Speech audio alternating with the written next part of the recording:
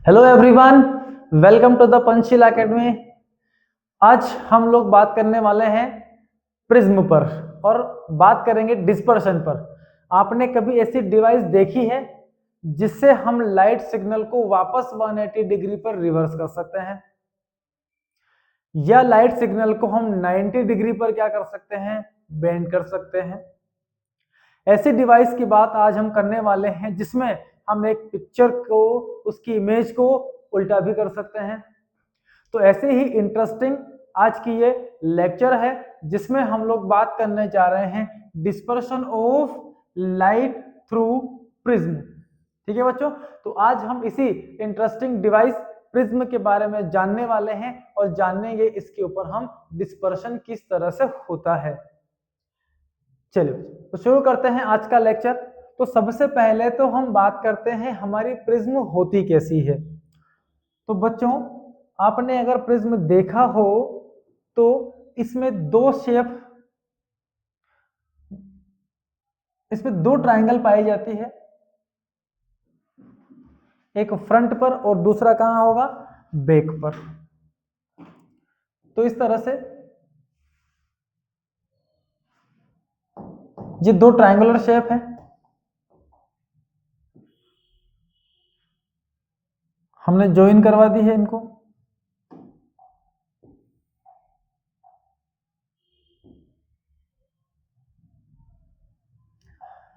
तो इस तरह से आपको दिखती है प्रिज्म।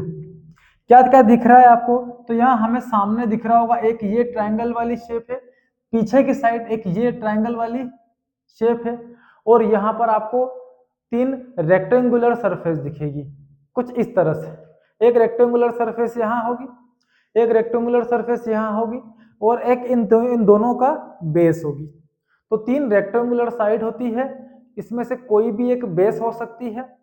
और जब इनको आपस में आप ज्वाइन करवाएंगे तो आपको एक ट्रायंगल यहाँ सामने दिख रहा होगा और एक ट्रायंगल कहाँ होगा, इसके पीछे।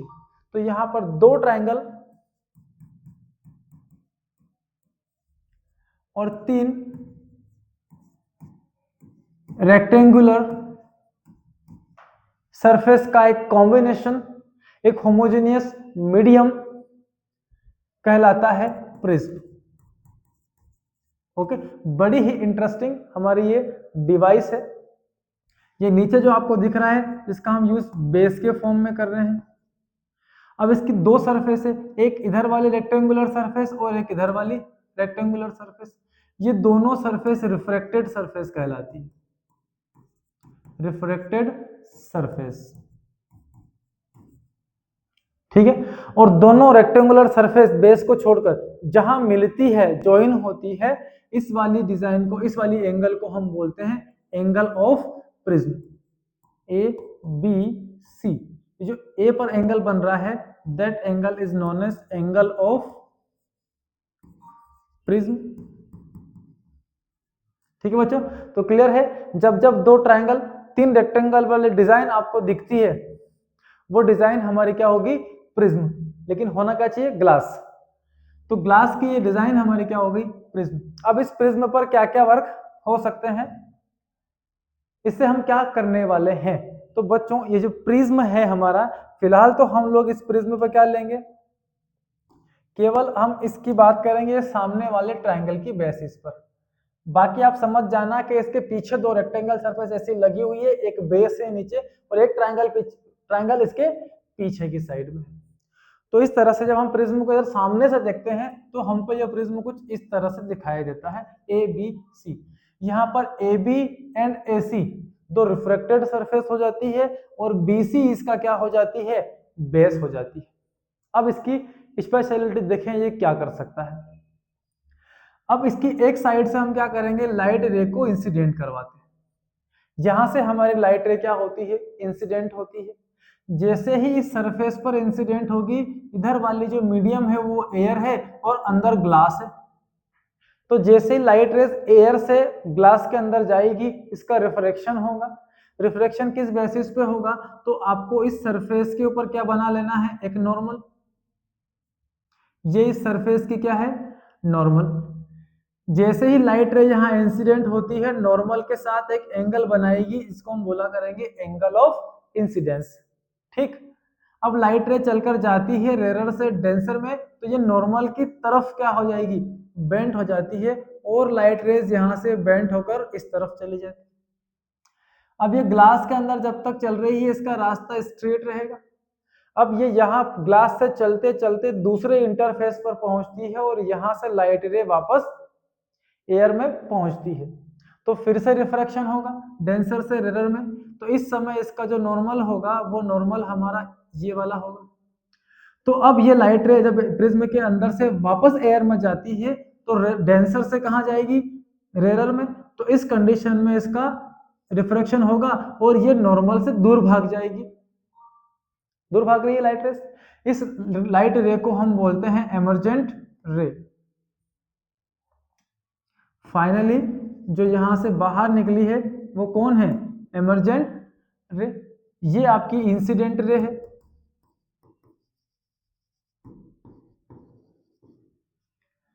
यहां पर एंगल इंसिडेंस बनाया, ये रिफ्रैक्टेड एंगल है।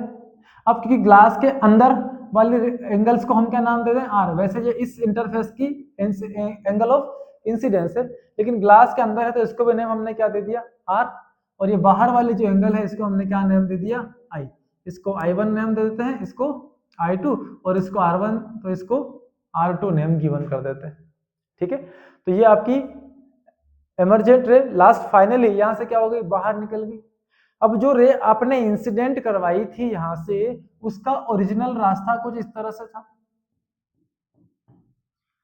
अब ये अपने ओरिजिनल पाथ से एक पर्टिकुलर एंगल पर बेंट होती है, इस एंगल को बोला जाता है angle of deviation. Angle of deviation, कितने एंगल पर आपकी लाइट रे डेविएट हुई है, that angle is known as angle of deviation. इसको हम डेल से रिप्रेजेंट करते हैं। ठीक है, तो ये रे इंसिडेंट रे, ये रिफ्लेक्टेड रे, और ये फाइनली जाने वाली क्या कहलाएगी, एमर्जेंट रे। डन। आई हमारे क्या हो गए, एंगल ऑफ इंसिडेंस, आर क्या होंगे, एंगल ऑफ रिफ्रैक्शन। तो इस तरह से हमारे प्रिज्म पर क्या होती है, लाइट इंसिडेंट होती है। प्रिज्म का मेन काम है हर एक लाइट रे जो इसकी सरफेस पर आप इंसिडेंट करवा रहे हैं, उस हर एक लाइट को ये रिफ्लेक्ट करके अपने बेस की तरफ बेंड कर रहा है। रिफ्रैक्शन हो रहा है, साथ ही क्या कर रहा है, हमेशा लाइट रे को अपने बेस की तरफ बेंड करने का इसका मेन वर्क होता है। आपने लेंसेस के बारे में भी पढ़ा होगा, जिसने लेंस नहीं पढ़े हैं वो हमारे प्रीवियस लेक्चर में जाकर लेंस के बारे में स्टडी कर सकते हैं। अब आप इस लेंस को देखिए, इसको अगर मैं यहां से कट करूं तो ये वाला जो हिस्सा आपको दिख रहा होगा ऊपर से थीन है, बीच में से थिक है, तो ये एक प्रिज्म की तरह वर्क कर रहा है।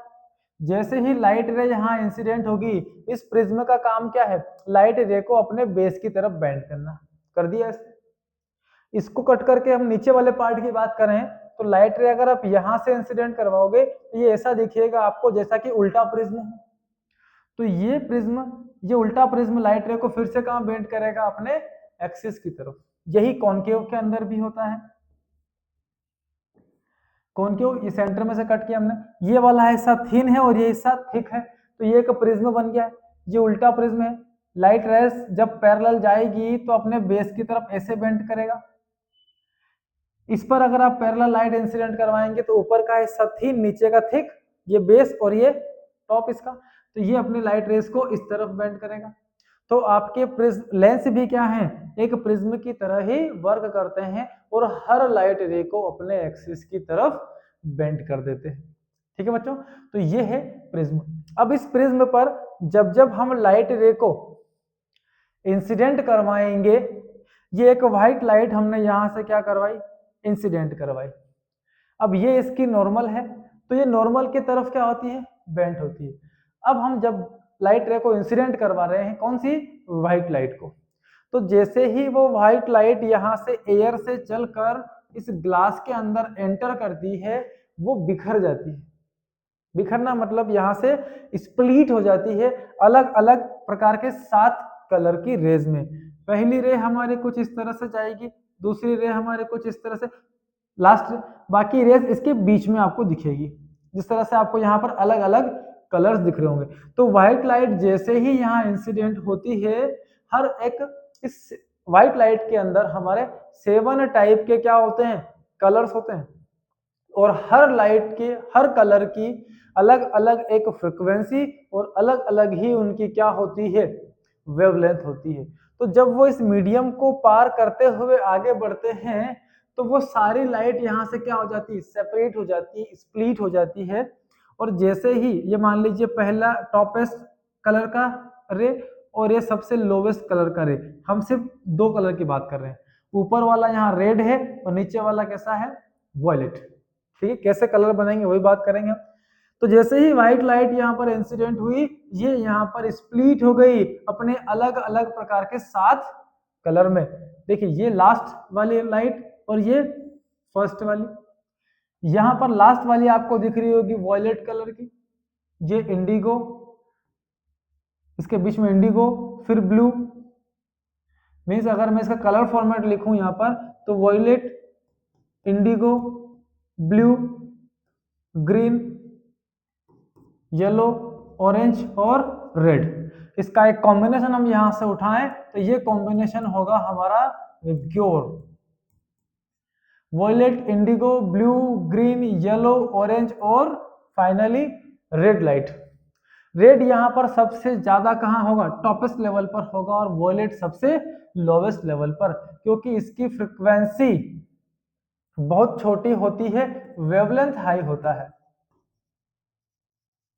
वेवलेंथ लेमडा यहाँ पर इसका क्या होगा, हाई होगा, तो फ्रिक्वेंसी स्मॉल होगी।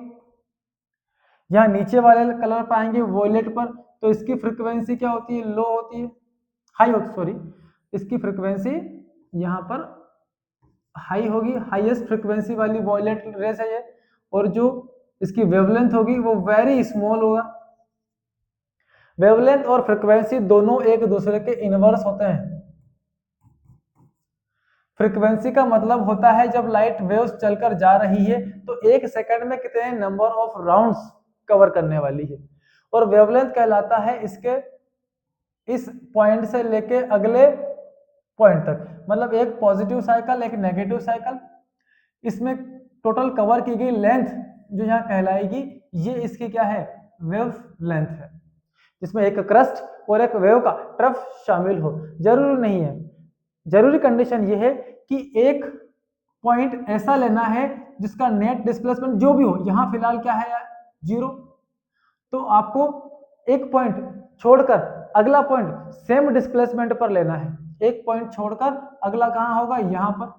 तो ये दोनों पॉइंट जो सेम डिस्प्लेसमेंट पर है, एक यहां पर तो दूसरा कहां है, यहां पर, इन दोनों के बीच की जो लेंथ होती है वो वेवलेंथ होगी। यहां पर इस पॉइंट का जो फेज है, अगला फेज यही सेम टू सेम किस पॉइंट पर मिलेगा आपको, इस पॉइंट पर। तो इस पॉइंट से इस पॉइंट की डिस्टेंस भी क्या होगी आपकी, वेवलेंथ होती है। ओके, तो 2 पॉइंट जो सेम डिस्प्लेसमेंट पे है, उन पॉइंट के बीच की जो लेंथ होती है, that length is known as wavelength. और फ्रीक्वेंसी नंबर ऑफ राउंड्स, तो वॉयलेट कलर की फ्रीक्वेंसी सबसे ज्यादा हाई है और इसका जो वेवलेंथ है वो बहुत छोटा है। ये नन्हे नन्हे कदमों से चलकर आती है। वेवलेंथ का मतलब कदम, लेंथ आपके, तो जो बड़े बड़े कदमों से चलकर आएगा वो रेड कलर है, और जो नन्हे नन्हे कदमों से चलकर आएगा वो वॉयलेट कलर है। बाकी सब इनके बीच में है। तो जो बड़े कदमों से चल सकता है वो तो बड़े बड़े पत्थरों को पार करके आगे निकल जाएगा, वो अपने रास्ते में कम भटकेगा। लेकिन जो वॉयलेट कलर है, जब नन्हे नन्हे कदमों से चलकर आएगा छोटी छोटी फ्रीक्वेंसी से, तो इसका डेविएशन इस प्रिज्म के अंदर उतना ही ज्यादा हो जाता है। इसीलिए सबसे ज्यादा बेंडिंग यहाँ पर आपको मिलेगी वॉयलेट कलर की, सबसे कम बेंडिंग आपको मिलेगी रेड कलर की। और जब भी व्हाइट लाइट को आप यहाँ इंसिडेंट करवाएंगे, वो अपने इन 7 रंगों में, 7 कलर्स में स्प्लिट होकर यहाँ पर आपको एक स्पेक्ट्रम, एक पट्टी दिखाएगा, जिसपे अलग अलग टाइप की आपको 7 रंगों की क्या दिखेगी, पट्टी दिखेगी। तो ये जो कलर का कॉम्बिनेशन है, इसको हम बोलते हैं स्पेक्ट्रम। स्पेक्ट्रम मतलब बंच ऑफ लाइट, कितने बंच है यहाँ पर है 7 रंग, 7 कलर का ये क्या है, बंच है। ओके, तो इसका नाम रख दिया हमने क्या, स्पेक्ट्रम ऑफ लाइट, जो कि यहाँ स्क्रीन पर आपको 7 कलर को दिखाएगा। डन। तो लाइट रे जब भी इंसिडेंट होगी प्रिज्म पर जाएगी और अपने 7 रंगों में जब वो स्प्लिट हो जाएगी, तो splitting of white light into its 7 colours, this feature, this phenomena is known as dispersion of light. ठीक है, क्या बात समझ में आई? एक 7 रंग की लाइट जब प्रिज्म से पार होती है और अपने 7 रंगों में स्प्लिट हो जाती है, तो इस फीचर को हम बोलते हैं dispersion of light. Light disperse हो गई है, स्प्लिट हो गई है अपने 7 टाइप के कलर्स में, और उसके बंच को हमने बोला स्पेक्ट्रम ऑफ लाइट। और ये जो कॉम्बिनेशन है हमको बॉटम से टॉप की तरफ चलना है, इसको हम याद रखते हैं विबग्योर की टर्म में। वी सबसे नीचे होगा, रेड कहाँ होगा, सबसे ऊपर। रेड की वेवलेंथ सबसे हाई होती है, वॉयलेट की वेवलेंथ उतनी ही लो होती है। क्लियर है बच्चों? चलिए, so the splitting of white light into 7 constituent colour called dispersion of light. The band of 7 colour is called spectrum. 7 रंगों का है जो बैंड हमको मिला है, that band is known as spectrum of light. और इस सीक्वेंस को हम याद करते हैं विबग्योर के फॉर्म में। ठीक है बच्चों, इतनी बात क्लियर है? तो इस फीचर का नाम रख दिया हमने डिस्पर्शन। चलिए, अब देखिए डिस्पर्शन कहाँ हो रहा है, यहाँ देखते हैं, ये एक प्रिज्म आपके सामने है, यहां से हमने एक व्हाइट लाइट को इंसिडेंट करवाया। जैसे ये व्हाइट लाइट इंसिडेंट होती है अपने 7 रंगों में क्या हो चुकी है, स्प्लिट हो गई है। अब इसके सामने हमने एक दूसरा प्रिज्म उल्टा करके यहाँ रख दिया है। अब यहाँ से जब ये स्पेक्ट्रम 7 कलर्स लाइट के जब इंसिडेंट होंगे अगले प्रिज्म पर उल्टी डायरेक्शन में, उल्टा प्रिज्म लगा रखा है हमने, तो ये क्या करेगा, इन्हीं 7 रंगों को जब यहाँ से रिफ्रेक्ट करके वापस भेजेगा, तो फिर से आपको एक व्हाइट लाइट मिलेगी और स्क्रीन पर आपको एक व्हाइट स्पॉट यहाँ पर दिखेगा। ठीक है, तो व्हाइट लाइट को 7 कलर्स में और 7 कलर्स को व्हाइट लाइट में हम कैसे ला सकते हैं, इस पिक्चर के थ्रू हमने यही यहाँ पर क्या किया है, एक्सप्लेन किया है। ओके, चलिए बच्चों बढ़ते हैं आगे हम, और अब हम बात करते हैं टोटल इंटरनल रिफ्लेक्शन की। ठीक है ना, रिफ्लेक्शन का पार्ट हमने पढ़ा है, लाइट जब आती है किसी सरफेस पर टकराती है और दोबारा उसी मीडियम में लौट जाती है, तो इस फीचर को हम बोलते हैं क्या, इस फीचर को हम बोलेंगे रिफ्लेक्शन ऑफ लाइट। यहां हम बात करने जा रहे हैं टोटल इंटरनल रिफ्लेक्शन की, तो इसके लिए कुछ नेसेसरी कंडीशंस हमको टेकन करना पड़ेगी।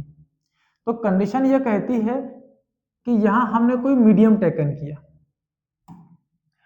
अब यहां जो मीडियम हमारा है ये कोई वाटर का मीडियम है, मतलब पानी से लाइट रे चलकर आएगी।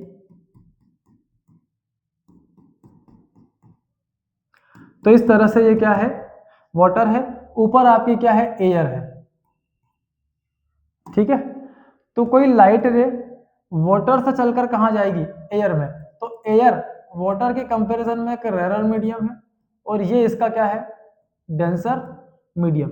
तो कंडीशन हमको यह रखना है कि लाइट रे जो हम इंसिडेंट करवाएंगे वो डेंसर से किस में जानी चाहिए, रेयर में।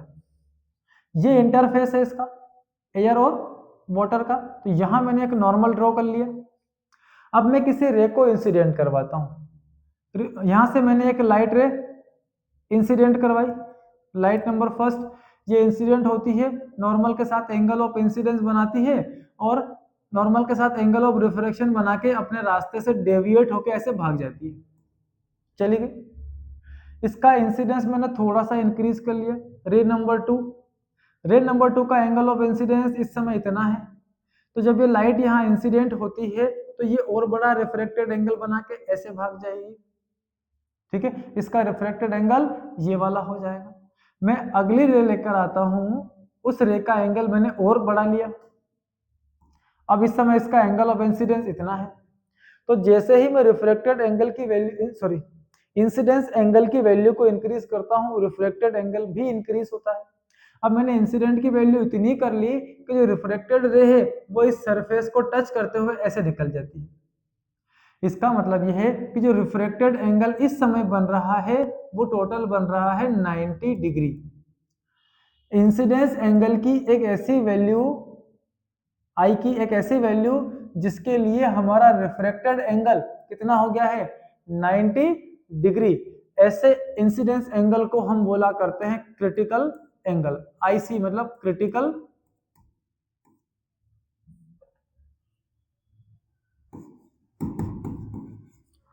एंगल। ये इंसिडेंस एंगल की ही एक वैल्यू होती है। अब इसको स्पेशल नाम क्यों दिया? हमने इसको स्पेशल नाम इसलिए दिया है यहाँ पर कि इंसिडेंस एंगल की वो फाइनल वैल्यू जिस पर हमारा रिफ्रैक्टेड एंगल क्या हो जाना है 90 डिग्री हो जाना है। ठीक है, अब ये 90 डिग्री हो चुका है तो सोचो इस इंसिडेंस की वैल्यू कितनी होगी, उसका नाम रख दिया हमने क्रिटिकल एंगल। अब मैं क्या करता हूं, ये क्रिटिकल एंगल एक ऐसी कंडीशन है कि इसके बाद अगर इंसिडेंस की वैल्यू को मैं थोड़ा और बढ़ाऊंगा तो देखो क्या नया चेंज आपको यहाँ पर दिखाई देगा। तो मैंने क्या किया, इंसिडेंस एंगल की वैल्यू थोड़ी सी बढ़ा ली क्रिटिकल एंगल की वैल्यू से। तो जैसे ही आई मेरा आईसी से ग्रेटर होगा उस कंडीशन में ये हमारी एक इंसिडेंस लाइट है, ये इंसिडेंट हो रही है। अब मैंने आई की वैल्यू आईसी से क्या कर ली, बढ़ा ली है। तो जैसे ही ये लाइट यहाँ इंसिडेंट होगी अब ये क्या होगा, ये उसी मीडियम में दोबारा लौट जाएगी जिस मीडियम से चलकर आ रही थी। तो जब जब मैं इंसिडेंस एंगल की वैल्यू को क्रिटिकल एंगल की वैल्यू से ज्यादा बढ़ा लेता हूं, इंक्रीज कर लेता हूं, तो उस समय जो लाइट रेज जिस मीडियम से ट्रेवल करके आती है उसी मीडियम में वापस लौटकर चली जाती है। और इसी फीचर को हम बोलते हैं टोटल इंटरनल रिफ्लेक्शन, TIR,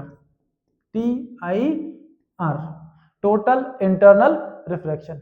ठीक है, whenever the value of incidence angle is increased more than the critical angle, at this time the light rays is reflected into the similar medium. This phenomenon is known as total internal reflection. Is it clear? अब देखिए अगली रे लेकर आते हैं हम, थोड़ी सी incidence की वैल्यू और इंक्रीज करते हैं, और इंक्रीज करते हैं। ये नंबर 3 था, ये 4 था, ये 5 हो गया। तो ये नंबर 4 तो यहाँ आ गया, ये 3 हो गया, ये 2 हो गया और ये 1। अब रे नंबर 4 का क्या हो गया, टोटल इंटरनल रिफ्लेक्शन। तो मैं रे नंबर 5 लेकर आता हूं, उसकी वैल्यू मैंने थोड़ी सी और बढ़ा ली है। अब रे नंबर 5 ऐसे नीचे नहीं आनी है, यहां से रे नंबर 5 इंसिडेंस हुई और ये रे नंबर 5 यहां चली गई। ऐसा क्यों हो गया? तो बेटा ऐसा इसलिए हो गया क्योंकि यहां हो रहा है रिफ्लेक्शन। जितनी वैल्यू इस इंसिडेंस एंगल की आप रखेंगे उतनी वैल्यू यहाँ पर आपको रिफ्लेक्शन की मिलेगी। दोनों एंगल की वैल्यू सेम हो इसीलिए इस रे को यहाँ से ऊपर जाना पड़ेगा, अगर नीचे आती तो कम हो जाता और लॉ ऑफ रिफ्लेक्शन के अकॉर्डिंग ये गलत हो जाता। वहां पर आई हमेशा किसके बराबर होता है, आर के। इसीलिए रे नंबर 5 को अपना एंगल मेंटेन करने के लिए रे नंबर 4 के ऊपर से पास होना पड़ा। तो ऐसे पिक्चर्स हमारे क्या कहलाएंगे, टोटल इंटरनल रिफ्लेक्शन। इसका बहुत सारा डेली लाइफ में हमारा प्रैक्टिकल यूज है। इसके हम बनाते हैं ऑप्टिकल फाइबर, ऐसे कांच के पाइप बना लेते हैं हम लोग, और इन कांच के पाइपों में लाइट रेस को इंसिडेंट करवाया जाता है, अंदर भेजा जाता है without much loss of energy. यहाँ से लाइट सिग्नल एंटर होंगे, यहाँ अंदर जाएंगे, यहाँ टोटल इंटरनल रिफ्लेक्शन होगा, यहाँ टकराएंगे, फिर इधर जाएंगे, फिर इधर जाएंगे, फिर इधर जाएंगे और फाइनली यहाँ से क्या होंगे, बाहर निकल जाएंगे। तो जो लाइट सिग्नल जिस इंटेंसिटी के साथ आपने यहाँ से एंटर करवाया उसी इंटेंसिटी के साथ आपको वो बाहर मिल जाता है। और इसका मेडिकल साइंस में बहुत सारा यूज होता है। हमारे अंदर स्टोमक की, हार्ट की, जगह जगह की फोटो खींचनी रहती है, तो डॉक्टर हमारे अंदर कैमरा डालता है नलियों के थ्रू और वहां पर लाइट भेजकर फोटो खींचता है। बिना लाइट के आप पिक्चर क्लिक नहीं कर सकते। तो वो जो लाइट यहाँ भेजी गई है वो इन्हीं ऑप्टिकल फाइबर के थ्रू हमारे बॉडी के अंदर भेजी है, टोटल इंटरनल रिफ्लेक्शन का यूज करते हुए। क्लियर है बच्चों? ठीक है, चलिए ये था आपका टोटल इंटरनल रिफ्लेक्शन। इस टोटल इंटरनल रिफ्लेक्शन की वजह से कई बार हमको सड़क पर पानी दिखता है, जब वहां हम पहुंचते हैं तो हमको दिखाई नहीं देता। डेजर्ट में हम लोग जाते हैं तो मिराज इन डेजर्ट का नाम आप लोगों ने सुना होगा। हमको दूर कहीं पेड़ की छाया हिलती हुई दिखती है और हमारे दिमाग के अंदर ये फिट बैठा हुआ है कि जो इमेज हिलती हुई दिख रही है इसका मतलब वहां पर पानी होगा। लेकिन जब आप वहां पहुंचते हैं तो आपको कुछ भी दिखाई नहीं देता है। ये सब जो मिथ है हमारे हम जो हो रहा है हमको, वो हो रहा है टोटल इंटरनल रिफ्लेक्शन की वजह से। ठीक है बच्चों, चलिए, तो ये था टोटल इंटरनल रिफ्लेक्शन। और इसके क्या क्या डेली लाइफ के यूज है वो भी हम देख लेते हैं। एक इसका बहुत ही शानदार एक्सपेरिमेंट है आपका रेनबो। रेनबो क्या होता है भैया? रेनबो हमारा 7 कलर की एक पट्टी होती है जो कहाँ दिखती है हमको? आसमान में दिखती है। अब आसमान में 7 रंग किसने डाल दिए होंगे? सोचने वाली बात है। आपको पता हो तो आप कमेंट बॉक्स में लिख के बताओ कि ये 7 रंग रेनबो के कहाँ से आते हैं। ठीक है, चलिए, तो अभी फिलहाल तो हम बात करते हैं रेनबो किस तरह से बनता है। तो रेनबो इंद्रधनुष आज हम बनाएंगे और ये बनेगा हमारा डिस्पर्शन और टोटल इंटरनल रिफ्लेक्शन की हेल्प से। तो आसमान में जब बारिश का समय होता है, क्योंकि अक्सर हमको ये बारिश के समय ही दिखता है, रेनबो हर समय दिखता नहीं है। तो जब आसमान में जब बारिश हो रही होगी या मिस्ट वाला कंडीशन होगा, उस केस में छोटी छोटी पानी की बूंदें कहाँ होती है? एटमॉस्फेयर के अंदर। अगर मैं इसको यहाँ से देखूं, देखो आप यहाँ से अगर इसको कट करें तो ऊपर वाला हिस्सा थीन है, नीचे वाला हिस्सा थिक है, और ये एक प्रिज्म की तरह काम कर रही है। हर टाइनी वाटर ड्रॉप क्या कर रही है? एक प्रिज्म की तरह वर्क करती है। तो जैसे ही सन से कोई लाइट रे चलकर आती है, ये सन से हमारी क्या आ रही? लाइट रे चलकर आ रही है, और जब यहाँ इस सरफेस पर टकराती है तो हमको मालूम है यहाँ पर रिफ्रैक्शन होगा।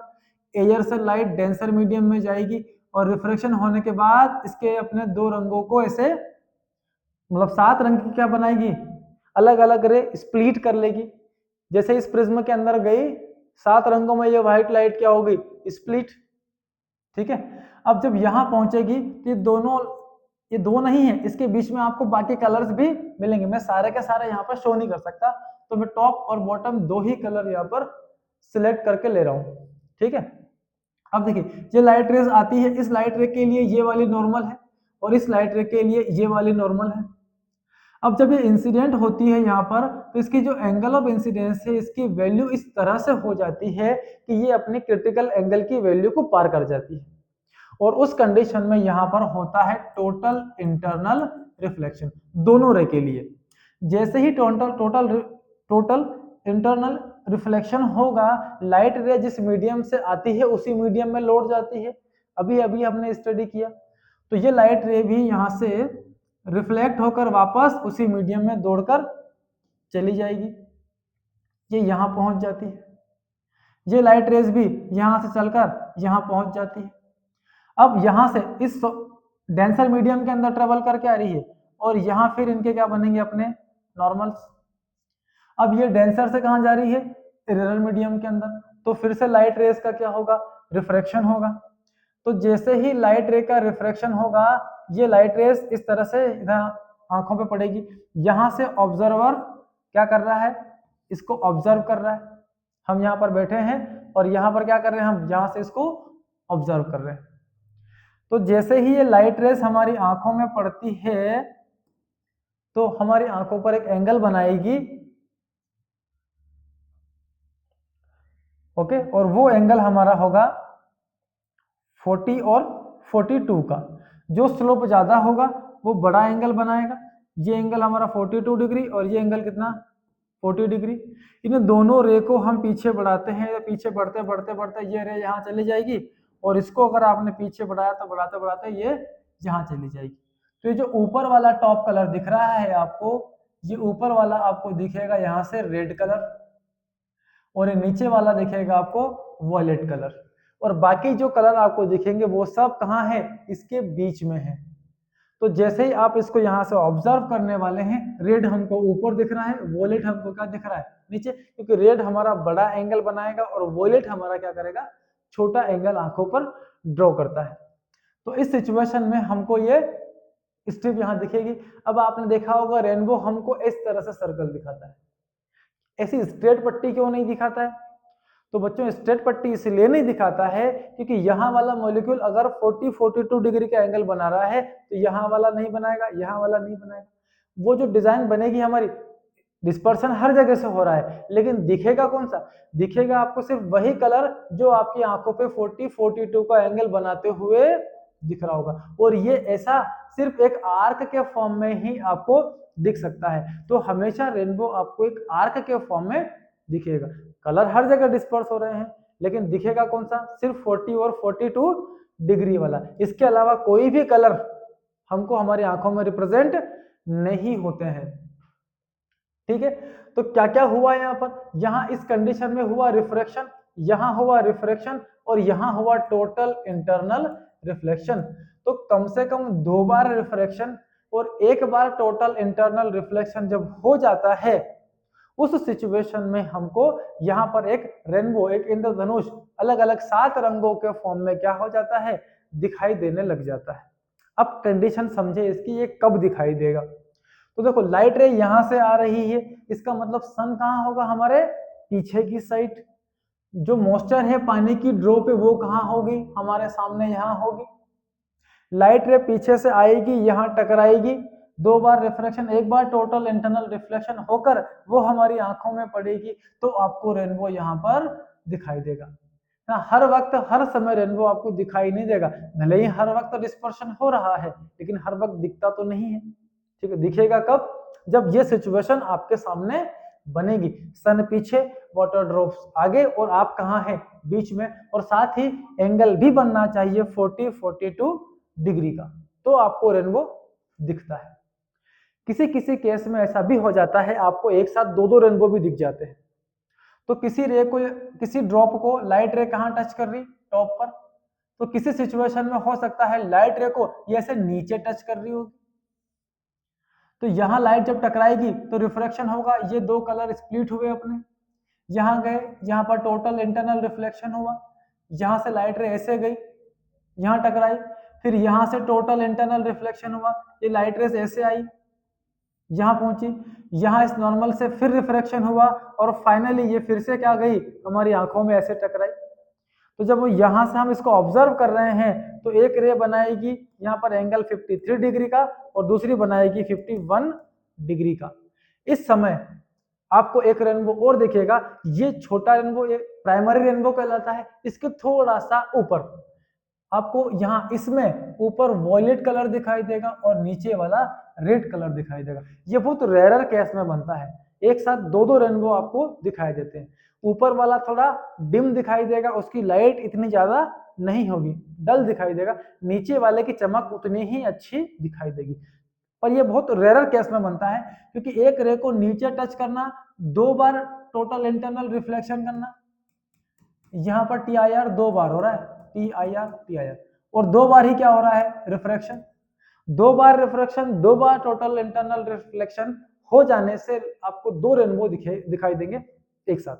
ठीक है बच्चों, तो ये था हमारा रेनबो, और कंडीशन मैंने आप लोगों को बता दी है किस सिचुएशन में रेनबो आपको दिखाई पड़ता है।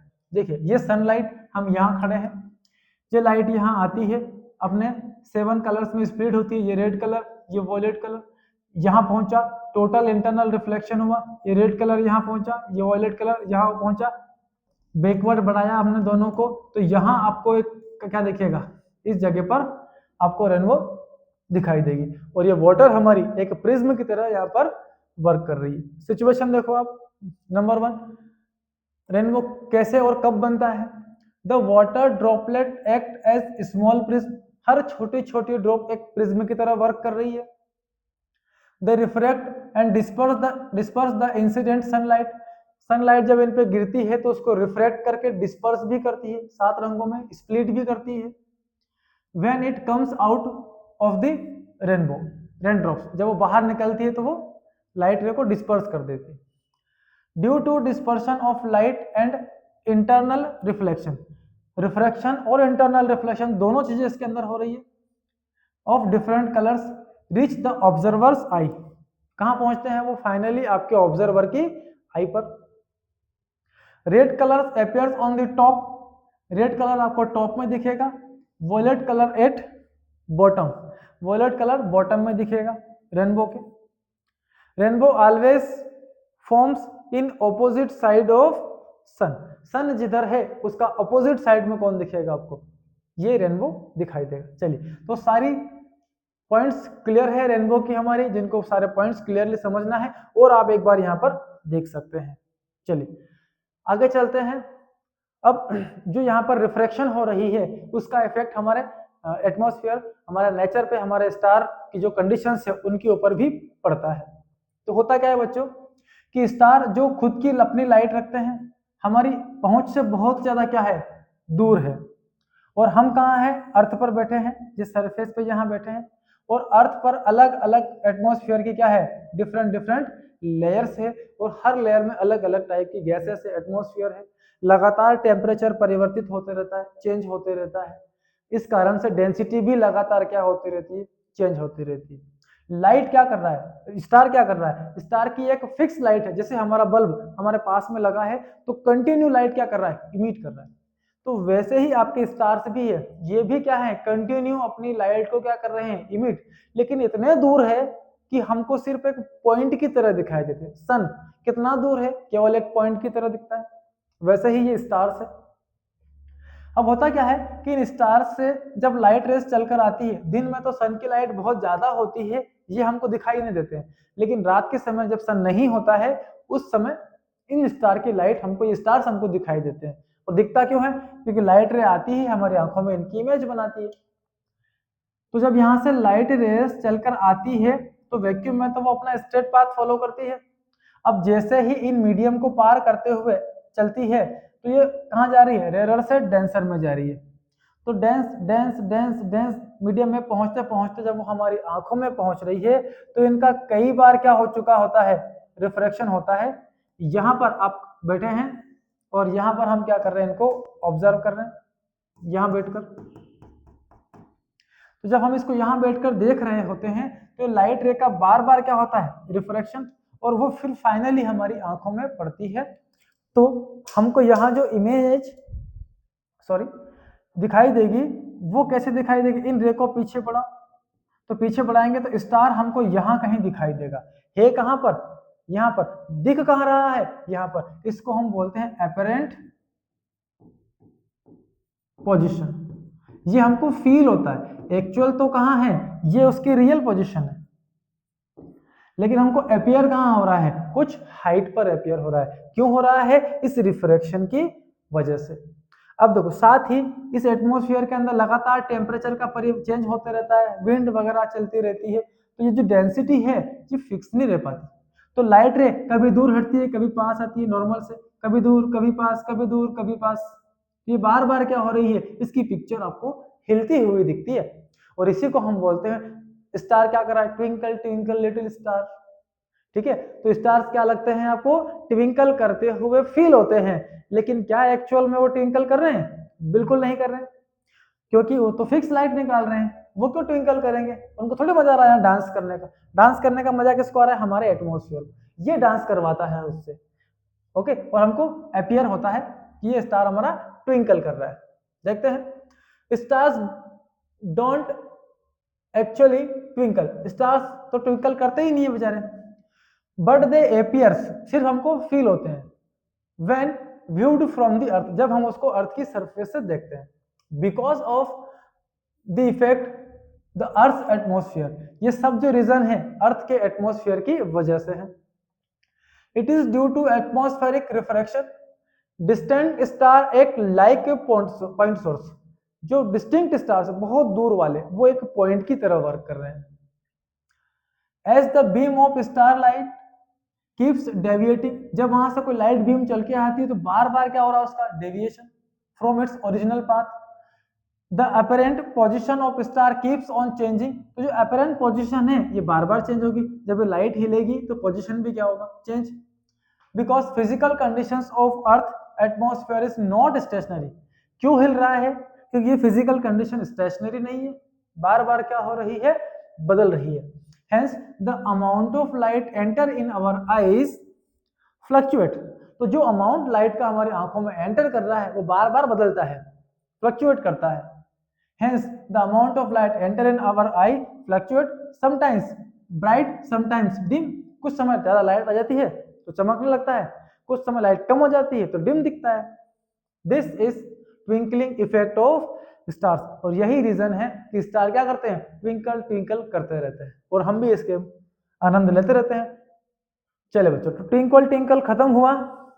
अब चलते हैं हम, जब स्टार ट्विंकल ट्विंकल करते हैं तो प्लैनेट को भी क्या करना चाहिए, ट्विंकल ट्विंकल करना चाहिए, है ना। तो ये हमारे साथ मजाक करते हैं, ये तो बोलते हैं कि हम तो ट्विंकल ट्विंकल करते ही नहीं है, तो स्टार ही कर रहे बेचारे। तो ऐसा क्यों है कि ये क्यों नहीं कर रहे? तो बेटा एक तो ये चीज है कि ये हमारे बहुत पास में है, पास में है तो पॉइंट सोर्स का तो सवाल ही पता नहीं होता, पास में है तो ये ऑब्जेक्ट हो गए हमारे, और ढेर सारी लाइट क्या भेजते हैं, अर्थ की तरफ भेजते हैं। वैसे क्या इनकी लाइट होती है? ठीक है, क्या प्लैनेट की अपनी लाइट होती है? नहीं होती है। ये किससे चमकते हैं? सन से, स्टार से जो लाइट आ रही है वो इन पर टकराती है और उसी को रिफ्लेक्ट करके हमारी तरफ भेज देते हैं। इतना सा काम करते हैं। So planet are not a source of light. पहली बात तो लाइट का सोर्स ही नहीं है। Instead they reflect low intensity light reaching them. तो लो इंटेंसिटी की लाइट क्या करते हैं, भेजते हैं। They are also closer to the earth, ये अर्थ के बहुत पास है, देन डिस्टिंक्ट स्टार, स्टार्स की तुलना में। Hence the shift due to atmosphere refraction is smaller.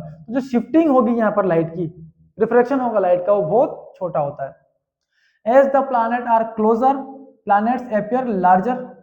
Planet पास में होने से बड़े दिखाई देते हैं हमको in compare to the star, stars की कंपैरिजन में। Hence the shift is not enough for the planet to twinkle. Okay, तो वो प्लैनेट आपके ट्विंकल कर ही नहीं पाएंगे, इतना लाइट का अमाउंट हमारे आंखों में आएगा, फ्लक्चुएशन की कंडीशन बनेगी ही नहीं, और प्लैनेट भी हमको ट्विंकल करते हुए दिखाई नहीं देंगे। चलिए बच्चों, तो आते हैं अब इसी से रिलेटेड कुछ छोटे छोटे क्वेश्चंस हैं। अगर आपको ये टॉपिक समझ में आया हो तो इसी के बेसिस पर आपको हर एक पॉइंट का ठीक और सटीक राइट आंसर आपको गिवन करना है। चलिए बच्चों करते हैं। तो dispersion of light, dispersion of light क्या चीज है? नंबर 1, क्वेश्चन नंबर फर्स्ट है, dispersion of light is due to, किसकी वजह से होती है? रिफ्लेक्शन की वजह से होती है, रिफ्रैक्शन की वजह से होती है, स्कैटरिंग की वजह से, या डिफ्रैक्शन की वजह से? ये पार्ट हम अगले लेक्चर में पढ़ने वाले हैं, ये हम क्लास 12 में बात करेंगे, ठीक है। और रिफ्लेक्शन हम पढ़ ही चुके हैं। रिफ्लेक्शन में डिफ्रैक्शन जैसे कोई चीज होती नहीं है, इन दो पार्ट में भी नहीं होती है, तो बचा आपके पास एक ही ऑप्शन, और इसका सही आंसर आपका होगा refraction of light. When white light passes through prism it split into कितने कलर्स? 7 कलर्स। जैसे ही व्हाइट लाइट एंटर करेगी प्रिज्म पर, वो अपने 7 रंगों में स्प्लिट हो जाएगी। चलिए नेक्स्ट क्वेश्चन पे आते हैं। द बैंड ऑफ 7 कलर, जो 7 कलर का बैंड है obtain on the screen is called, क्या बोलते हैं उसे आप? उसे आप बोलते हैं spectrum. Next, which colour of light deviates the most in prism, सबसे ज्यादा डेविएशन किसका होता है? रेड बहुत कम उड़ती है, हाई वेवलेंथ की है, सबसे ज्यादा कौन उड़ती है? वॉयलेट कलर, लास्ट में वही दिखेगा आपको। आते हैं आगे, which colour of light deviates the list in the prism, सबसे कम डेविएट कौन होता है? डेविएट मतलब जब आपने प्रिज्म पर व्हाइट लाइट को इंसिडेंट करवाया तो ओरिजिनल पाथ जो इस व्हाइट लाइट का था उससे आपकी ये लाइट रेस कितना डेविएट हुई है, ये रही। सबसे कम डेविएशन किसका होगा यहाँ पर? सबसे कम डेविएशन होगा आपके रेड कलर का जो टॉप में है, सबसे ज्यादा डेविएशन वॉयलेट का होगा। तो यहाँ पर कौन आंसर आ गया हमारा? रेड, कलर्ड भी हो रहा है। The phenomenon of rainbow formation is due to, rainbow किस वजह से बनता है? डिस्पर्शन और रिफ्लेक्शन की वजह से, ठीक है, होता है इसकी वजह से। डिस्पर्शन, रिफ्रैक्शन और टोटल इंटरनल रिफ्लेक्शन। अब ये एक नया पॉइंट आ गया, और इसमें 3 चीजें कवर हो रही है, इसमें 2 ही कवर हो रही थी, तो ये इससे ज्यादा अच्छा आंसर है पहले वाले से, तो इसको हम रिजेक्ट कर देंगे। रिफ्लेक्शन ओनली नहीं, स्कैटरिंग ओनली नहीं, तो केवल क्या आएगा? Option number B is correct. Dispersion भी होता है, रिफ्रैक्शन भी होता है, और टोटल इंटरनल रिफ्लेक्शन, तीनों होते हैं तब जाके हमको डिस्पर्शन मिलता है। आगे बढ़ते हैं। Which scientist first explained the phenomenon of dispersion of light through prism? Prism से होने वाले डिस्पर्शन सबसे पहले किन भाई साहब ने एक्सप्लेन की थी? तो वो भाई साहब है न्यूटन। आइजैक न्यूटन ने सबसे पहले ये स्टडी की थी। Next, the sequence of colour in visible spectrum is, colour का सीक्वेंस क्या होगा, अभी बात की हमने, विबग्योर होगा। Next, the refractive index of glass is maximum for, refractive index सबसे ज्यादा किसके लिए होगा, जो सबसे ज्यादा मुड़ेगा वो सबसे ज्यादा रिफ्रैक्टिव इंडेक्स उसी कलर के लिए होगा, और वो कौन होगा यहाँ पर, violet light. In dispersion the speed of light in prism is, क्या होगा, सेम फॉर ऑल कलर्स, नहीं, more for violet, less for red, नहीं, less for violet and more for red, ये हो सकता है। इंडिपेंडेंट ऑफ कलर, नहीं, option number C is correct. चलिए, तो ये थे आपके कुछ ऑब्जेक्टिव टाइप के क्वेश्चंस। पूरा चैप्टर आपका क्लियर हो चुका है, पूरा टॉपिक आपका क्लियर हो चुका है, तो आप हमें कमेंट बॉक्स में लिखकर भेज सकते हैं, या कोई डाउट रह गया हो तो वो हमें आप कमेंट बॉक्स में लिखकर जरूर सेंड करें। अगले लेक्चर में हम बात करने जा रहे हैं स्कैटरिंग ऑफ लाइट पर, जो कि आई का एक लास्ट पार्ट होगा। ओके, बड़ा मजेदार है, बहुत इंटरेस्टिंग चीजें हम उसमें भी सीखने वाले हैं। मिलते हैं आपसे अगले लेक्चर में, तब तक के लिए पढ़ते रहें, मस्त रहें।